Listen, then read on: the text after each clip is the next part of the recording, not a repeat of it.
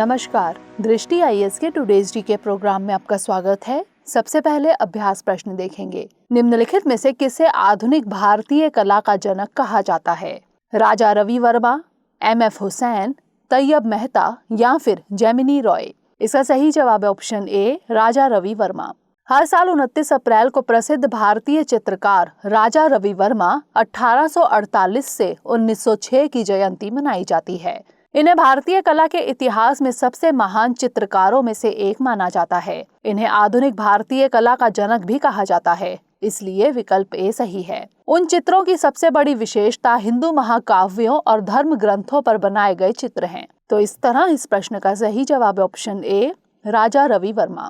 आज के सेशन का पहला प्रश्न है, हाल ही में खबरों में रही नीलगिरी तहर निम्नलिखित में से किस देश में पाई जाती है? 1 भारत, 2 म्यांमार, 3 भूटान, 4 बांग्लादेश। नीचे दिए गए कोड का प्रयोग कर सही उत्तर चुनिए। केवल 1, केवल 2 और 4, केवल 1, 3 और 4 या फिर केवल 1, 2 और 4? इसका सही जवाब है ऑप्शन ए, केवल 1। एराविकुलम नेशनल पार्क में राजमाला पहाड़ी पर नवजात नीलगिरी तहरों के जीवित रहने की दर सबसे अधिक पाई गई है। नीलगिरी तहर को नीलगिरी आइबेक्स के नाम से भी जाना जाता है। यह तमिलनाडु का राज्य पशु है। यह भारत में नीलगिरी पहाड़ियों और पश्चिमी घाट के दक्षिणी भाग के लिए स्थानिक है, इसलिए विकल्प ए सही है।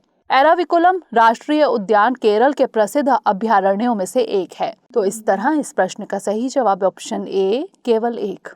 अगला प्रश्न है, निम्नलिखित में से कौन सी शोला घास के मैदानों की विशेषताएं हैं? 1, ये 1500 मीटर से अधिक की ऊंचाई पर मौजूद हैं। 2, इनकी पत्तियों का आकार छोटा होता है। 3, इनमें सदाबहार वृक्ष पाए जाते हैं। नीचे दिए गए कोड का प्रयोग कर सही उत्तर चुनिए। केवल 1 और 2, केवल 2 और 3, केवल 1 और 3 या फिर 1, 2 और 3? इसका सही जवाब है ऑप्शन डी, 1, 2 और 3। मद्रास उच्च न्यायालय ने राज्य सरकार को आक्रामक प्रजातियों के उन्मूलन और शोला वनों और घास के मैदानों के संरक्षण के लिए आदिवासी समुदायों को शामिल करने का निर्देश दिया है। शोला पर्वतीय सदाबहार वन और घास के मैदान हैं। ये वन 1500 मीटर से अधिक की ऊंचाई पर पाए जाते हैं। शोला के जंगलों में उगने वाली वनस्पति सदाबहार होती है। आमतौर पर पत्तियां आकार में छोटी होती हैं, इसलिए विकल्प डी सही है। ये वन कई स्थानिक और लुप्तप्राय पौधों और जानवरों के आवास हैं। तो इस तरह इस प्रश्न का सही जवाब ऑप्शन डी, 1, 2 और 3। अगला प्रश्न है, निम्नलिखित कथनों पर विचार कीजिए। 1, न्यायालय में मात्र प्रकृति यानी मदर नेचर को एक जीवित प्राणी माना है। 2, मदर नेचर को अन्य नागरिकों की तरह मौलिक अधिकार दिए गए हैं। उपरोक्त में से कौन सा यहाँ से कथन सही है या फिर है? केवल 1, केवल 2, दोनों 1 और 2 या फिर ना तो 1 और ना ही 2? इसका सही जवाब है ऑप्शन सी, दोनों 1 और 2, यानी दोनों कथन सही हैं। हाल ही में मद्रास उच्च न्यायालय ने मात्र प्रकृति यानी मदर नेचर को एक कानूनी इकाई का दर्जा देते हुए जीवित प्राणी घोषित किया है, इसलिए कथन 1 सही है। कोर्ट ने अपने आदेश में कहा है कि प्रकृति को पहुंचाए गए नुकसान को किसी इंसान को पहुंचाए गए नुकसान के समान ही माना जाएगा। मदर नेचर को इसके अस्तित्व के लिए मौलिक अधिकार और कानूनी अधिकार दिए गए हैं, इसलिए कथन 2 सही है। कोर्ट ने राज्य और केंद्र सरकारों को मदर नेचर की रक्षा करने और इसके लिए उचित कदम उठाने का निर्देश दिया है। तो इस तरह इस प्रश्न का सही जवाब ऑप्शन सी, दोनों 1 और 2। अगला प्रश्न है, फार्मर्स डिस्ट्रेस इंडेक्स निम्नलिखित में से किसके द्वारा तैयार किया जा रहा है? राष्ट्रीय कृषि और ग्रामीण विकास बैंक, नीति आयोग, स्वदेश फाउंडेशन या फिर ग्रामीण विकास मंत्रालय?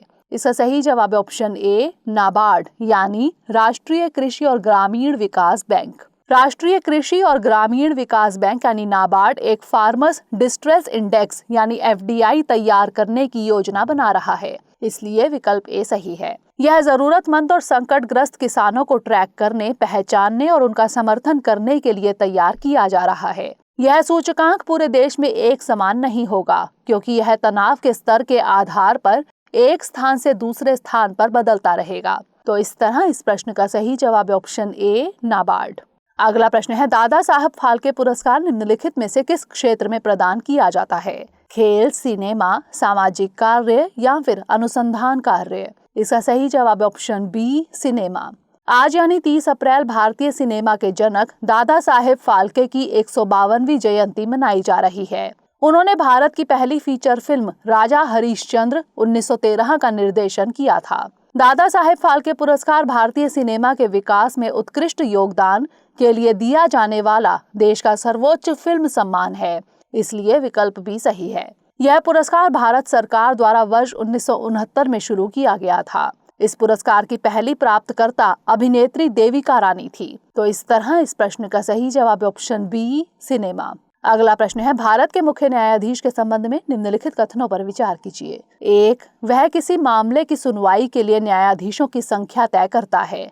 2. भारत के मुख्य न्यायाधीश यानी CJI का कार्यालय सूचना का अधिकार यानी RTI अधिनियम 2005 के दायरे में आता है। उपरोक्त कथनों में से कौन सा यहाँ से सही है या फिर है? केवल 1, केवल 2, दोनों 1 और 2, या फिर ना तो 1 और ना ही 2। इसका सही जवाब ऑप्शन सी, दोनों 1 और 2, यानी दोनों कथन सही हैं। हाल ही में मुख्यमंत्रियों के साथ एक सम्मेलन में चीफ जस्टिस NV रमन्ना ने अदालत के आदेशों की अवहेलना के लिए सरकार की आलोचना की है। भारत के मुख्य न्यायाधीश और सर्वोच्च न्यायालय यानी SC के न्यायाधीशों की नियुक्ति राष्ट्रपति द्वारा संविधान के अनुच्छेद 124(2) के तहत की जाती है। सुप्रीम कोर्ट कॉलेजियम की अध्यक्षता भारत के मुख्य न्यायाधीश करते हैं और इसमें अदालत के 4 अन्य वरिष्ठतम न्यायाधीश शामिल होते हैं। मुख्य न्यायाधीश किसी मामले की सुनवाई करने वाले न्यायाधीशों की संख्या तय करते हैं, इसलिए कथन 1 सही है। 2019 में कोर्ट ने कहा कि भारत के मुख्य न्यायाधीश यानी CJI का कार्यालय सूचना के अधिकार यानी RTI अधिनियम 2005 के दायरे में आता है, इसलिए कथन 2 भी सही है। तो इस तरह इस प्रश्न का सही जवाब ऑप्शन सी, दोनों 1 और 2। अगला प्रश्न है, निम्नलिखित में से किस देश ने क्यूबा की खोज की? स्पेन, फ्रांस, ब्रिटेन या फिर पुर्तगाल? इसका सही जवाब ऑप्शन ए, स्पेन। हाल के कुछ महीनों से अपनी मातृभूमि छोड़ने वाले क्यूबाई लोगों की संख्या में वृद्धि देखी जा रही है। क्यूबा कैरिबियाई सागर में स्थित एक द्वीपीय देश है। 1492 में क्रिस्टोफर कोलंबस ने स्पेन के लिए क्यूबा पर दावा किया था, इसलिए विकल्प ए सही है। 15वीं शताब्दी से लेकर वर्ष 1898 में स्पेन अमेरिका युद्ध तक क्यूबा स्पेन का एक उपनिवेश था।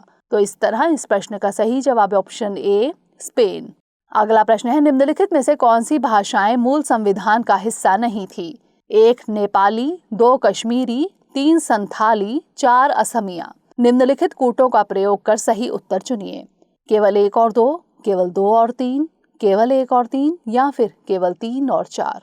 इसका सही जवाब ऑप्शन सी, केवल 1 और 3। हाल ही में ट्विटर पर हुए हिंदी से संबंधित एक विवाद के बाद यह सवाल उठ रहा है कि क्या वास्तव में हिंदी भारत की राष्ट्रीय भाषा है? भारत के संविधान की 8वीं अनुसूची में 22 भाषाओं की सूची है। 1950 में संविधान ने असमिया, बंगाली, गुजराती, हिंदी, कन्नड़, कोंकणी, कश्मीरी, मलयालम, मराठी, उड़िया, पंजाबी, तमिल, तेलुगु और उर्दू सहित 14 भाषाओं को सूचीबद्ध किया था। बाद में नेपाली, बोडो, संथाली, मैथिली और डोगरी को जोड़ा गया, इसलिए विकल्प सी सही है।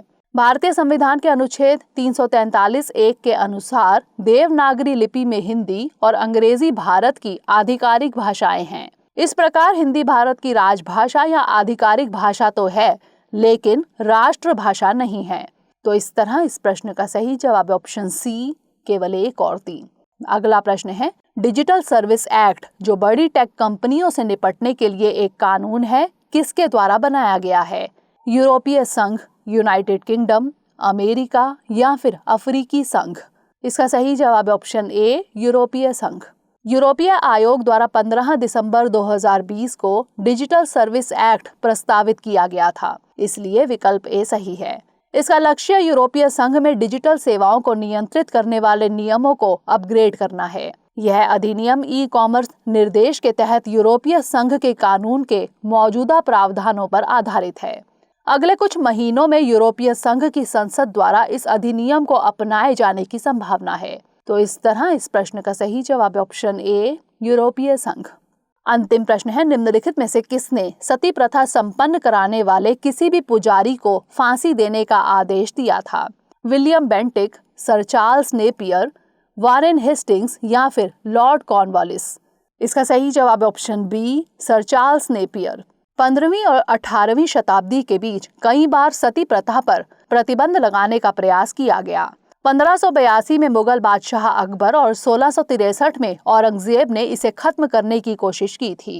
राजा राममोहन रॉय के प्रयासों के बाद भारत के पहले governor general Lord William Bentinck के द्वारा 1829 में बंगाल सती रेगुलेशन के जरिए सती प्रथा पर रोक लगाई गई। 1850 में अंग्रेजों ने इस प्रथा के खिलाफ अपने नियमों को सख्त कर दिया।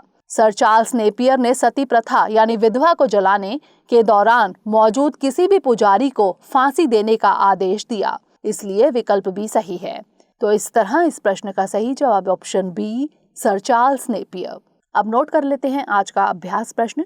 विश्व में निम्नलिखित में से कौन सा देश पाम तेल का सबसे बड़ा उपभोक्ता है? भारत, इंडोनेशिया, थाईलैंड या फिर पाकिस्तान? इसका उत्तर हमें कमेंट सेक्शन में जरूर भेजिएगा। अगले सेशन में नए प्रश्नों के साथ मिलेंगे। तब तक के लिए पढ़ते रहिए एंड स्टे मोटिवेटेड।